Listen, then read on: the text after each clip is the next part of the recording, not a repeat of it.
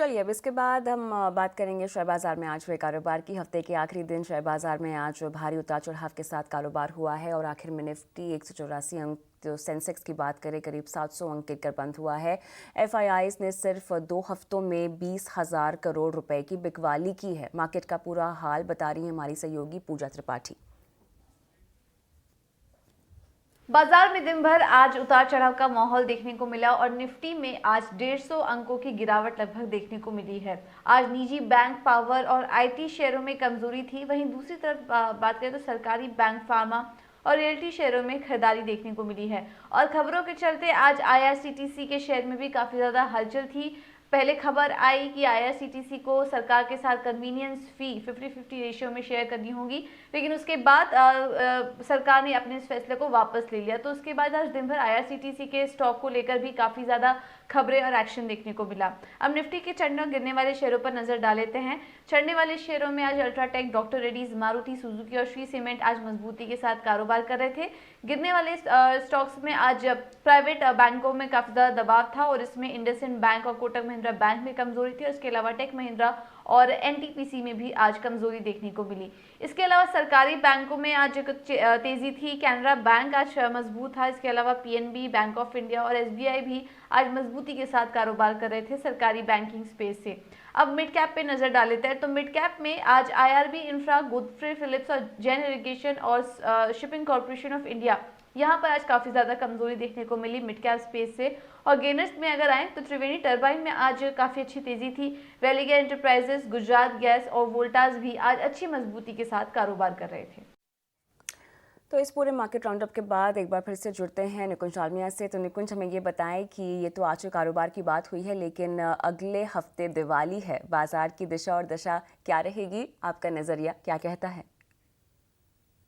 Share बाजार के लिए यह हफ्ता काफ़ी वॉलेटाइल रहा और शेयर बाजार में इस हफ्ते हमने देखा कि एक सिंगल ट्रेंड नहीं था। मिड और स्मॉल कैप स्टॉक्स के अंदर मंदी थी और सिलेक्ट बैंक्स के अंदर इस हफ्ते तेज़ी थी। बैंकों के जो नतीजे आए हैं मेरे हिसाब से इस हफ्ते की सबसे बड़ी हाईलाइट रहे हैं। बैंकों के नतीजों से खास पता लगता है कि इस समय कंपनियों के अंदर क्रेडिट की डिमांड वापस आ चुकी है, इकॉनमी नॉर्मलाइज हो चुकी है। कई बैंकों ने तो यह भी कहा है कि उनकी डिमांड इस समय प्री कोविड लेवल तक जा चुकी है। तो ये इस हफ्ते का एक खास ट्रेंड था कि banks have come out with good set of numbers. Pharma के अंदर मिक्स्ड बैग था, लुपिन के नंबर खराब थे, सिप्ला के नंबर ठीक ठाक थे। इस हफ्ते नाइका का बड़ा आईपीओ खुला और पेटीएम ने बताया कि वह भारत का सबसे बड़ा आईपीओ लाने वाले हैं। तो न्यूज़ हेवी वीक था और एफआई की सेलिंग की वजह से हमने देखा कि नॉन फाइनेंशियल्स के अंदर काफ़ी मार पड़ी थी। कुल मिलाकर के शेयर बाज़ार के लिए जो हफ्ता रहा मिक्स रहा। आने वाला हफ्ता दिवाली का हफ्ता एक ट्रंकेटेड वीक रहेगा, तो यह बोलना कि किस प्रकार की वॉलेटिलिटी रहेगी काफ़ी मुश्किल है। शुक्रिया इस पूरे एनालिसिस के लिए निकुंज। आगे बढ़ते हैं। आस्क इन्वेस्टमेंट मैनेजर्स के बिजनेस हेड और सीआईओ प्रतीक अग्रवाल का कहना है कि बाजार में ठहराव आईपीओ की वजह से है। लागत बढ़ने से Q2 के नतीजों पर असर पड़ा है। बाजार में एक ठहराव दिख रहा है is more because of IPOs to my mind. बहुत सारा पैसा बहुत जल्दी उठाया जा रहा है, तो उसमें अगर किसी फंड को किसी एक आईपीओ में पैसा लगाना है तो जो उसके पास है वो थोड़ा सा बेच के ही पैसा निकल सकता है। I think we are seeing some impact of that. जो इनपुट प्राइस इंक्रीज की आप बात कर रहे हो, यस, उसकी वजह से दूसरे क्वार्टर के रिजल्ट्स इम्पैक्ट हुए हैं और उनके जो कंपनियों के शेयर प्राइस थे वो नेगेटिव रिएक्ट हुए, इसमें कोई दो राय नहीं है। पर ये जो इनपुट प्राइस इंक्रीज है ना, ये डिमांड सप्लाई की वजह से कम हुई है। ये मेरे हिसाब से जो डिसरप्शंस चल रही हैं दुनिया में उसकी वजह से ज्यादा हुई है। तो अगर आपको कंटेनर मिल ही नहीं रहा है क्योंकि कंटेनर शिप के ऊपर फंसे पड़े हैं, तो मतलब आप ज्यादा पैसा देके किसी से माल लाने की कोशिश करोगे so that your production does not gate impacted. तो ये रहा है। ऐसा नहीं है कि दुनिया आज के दिन प्री कोविड लेवल से ऊपर है कि आपकी कमोडिटीज कम मिल रही हैं और इसीलिए प्राइस ऊपर होनी चाहिए। दुनिया as a whole pre COVID level के शायद नीचे ही है, ऊपर नहीं है। तो जो प्राइस इंक्रीज आपको दिख रहा है रिकॉर्ड लेवल्स पे in metals and even may be coal etcetera is more because of disruption.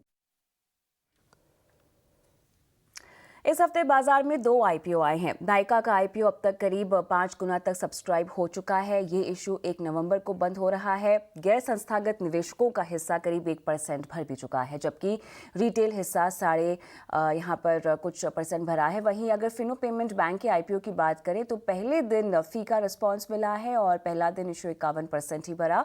Issue के जरिए कंपनी की 1200 करोड़ रुपए जुटाने की योजना है और ये इशू 2 नवंबर तक खुला है। डॉक्टर रेड्डीज के नतीजे आ चुके हैं। कैसे रहे हैं नतीजे और क्या कहते हैं नंबर्स, बता रहे हैं हमारे सहयोगी शरद दुबे।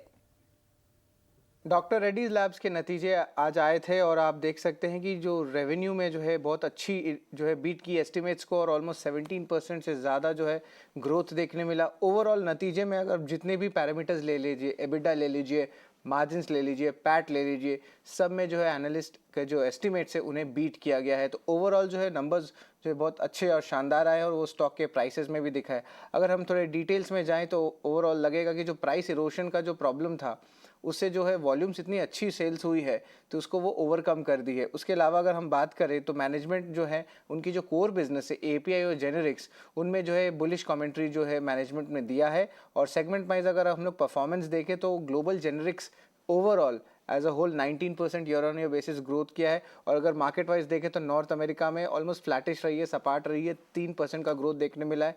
लेकिन आपके जो यूरोपियन और इंडियन मार्केट्स है उनमें लगभग 10% और 25% रेस्पेक्टिवली ग्रोथ देखने मिला है। इमर्जिंग मार्केट्स में लेकिन बहुत अच्छा उछाल देखने मिला है और ऑलमोस्ट 50% रेवेन्यू का ग्रोथ देखने मिला है आपका। तो ओवरऑल हम लोग कह सकते हैं कि डॉक्टर रेड्डीज के नतीजे जो थे बहुत अच्छे थे, डिस्पाइट आपके जो टारो के जो उनके जो यूएस की सब्सिडरी है उनके जो थे थोड़े से ढीले नंबर्स आए थे, वीक नंबर्स आए थे। लेकिन ओवरऑल देखा जाए तो डॉक्टर रेड्डीज के नंबर्स जो है शानदार आए हैं। बिल्कुल शरद, इसके अलावा एचडीएफसी और टाटा मोटर्स के भी नतीजे अब कल आने वाले हैं। आपका अनुमान इनको लेकर क्या कहता है?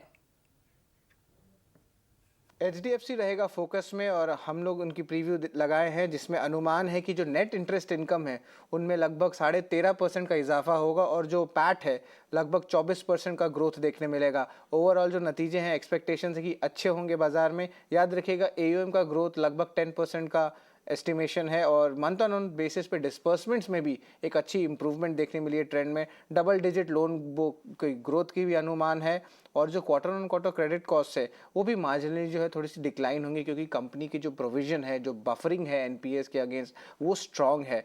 तो ओवरऑल जो है एसेट क्वालिटी जो है एज यूजुअल जो है स्टेबल रहने का संभावना है और मैनेजमेंट की कमेंट्री भी इंपॉर्टेंट रहेगी, स्पेशली जो एसेट क्वालिटी गोइंग अहेड आपके जो नॉन इंडिविजुअल लोन्स पे उस पे। तो ओवरऑल जो है Q2 अपडेट्स भी अच्छे आए थे, लोन्स असाइनमेंट के भी नंबर्स अच्छे आए थे और ग्रॉस इनकम फ्रॉम डिविडेंड थोड़ा ज़्यादा गया था, ऑलमोस्ट 1171 करोड़ रुपीज़ पे। तो ग्रोथ आउटलुक और डिमांड पे फोकस रहेगा एचडीएफसी के लिए और नतीजे एक्सपेक्टेशन से कि अच्छे आएंगे। अब बात करते हैं टाटा मोटर्स की ऑटो स्पेस पे, तो मिले जुले नतीजे का ओवरऑल एक्सपेक्टेशंस है।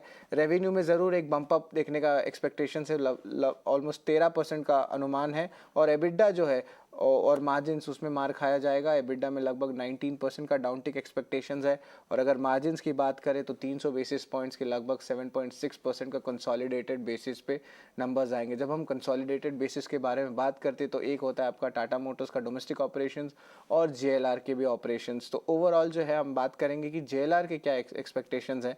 ऑफकोर्स जो लॉसेज है वो भी ज़्यादा एक्सपेक्टेड रहेंगे कंसोलिडेटेड बेसिस पे। जेएलआर के जो वॉल्यूम है अगर चाइना के जेवी को हटा दे तो लगभग 13% down year on year basis पे देखा जाएगा और मार्जिन्स भी एक्सपेक्ट कर रहे हैं कि जो है एक स्टीप डिक्लाइन देखने मिले, वो लगभग ऑलमोस्ट 6.7% तक आएगी। रियलाइजेशन लेकिन क्वार्टर ऑन क्वार्टर बेसिस पे थोड़े इंप्रूव कर सकते हैं जेएलआर के क्योंकि इंसेंटिव्स आए हैं और मैनेजमेंट पहले ही गाइड कर दी थी कि दूसरे तिमाही में जेएलआर का नेगेटिव एबिट मार्जिन आएगा और नेगेटिव फ्री कैश फ्लो आएगा। बट ओवरऑल जो है स्टैंड अलोन बिजनेस में जो बात करें उसमें जो है ऑलमोस्ट 49% का सीक्वेंशियली ग्रोथ देखने मिलेगा। और सबसे इंपॉर्टेंट चीज़ रहेगी मैनेजमेंट की कमेंट्री की, तो सबसे इंपॉर्टेंट पॉइंट रहेगा चिप शॉर्टेज में और वो के ऊपर रहेगा और वो कैसे कंपनी डील कर रही है उस पोर्शन को, और उसके अलावा जो इंडियन पैसेंजर व्हीकल और कमर्शियल व्हीकल है उसकी क्या आउटलुक है, और इलेक्ट्रिक व्हीकल की क्या प्लान्स है और क्या लॉन्चेस डेट्स है। तो ये ओवरऑल जो है फ्यूचर लुकिंग जो नंबर्स एक्सपेक्ट कर सकते हैं आप टाटा मोटर्स की, लेकिन जो मिले जुले जो नतीजे हैं अगर आप JLR को ले ले तो वो एक्सपेक्ट कर सकते हैं टाटा मोटर्स के लिए। शुक्रिया शरद।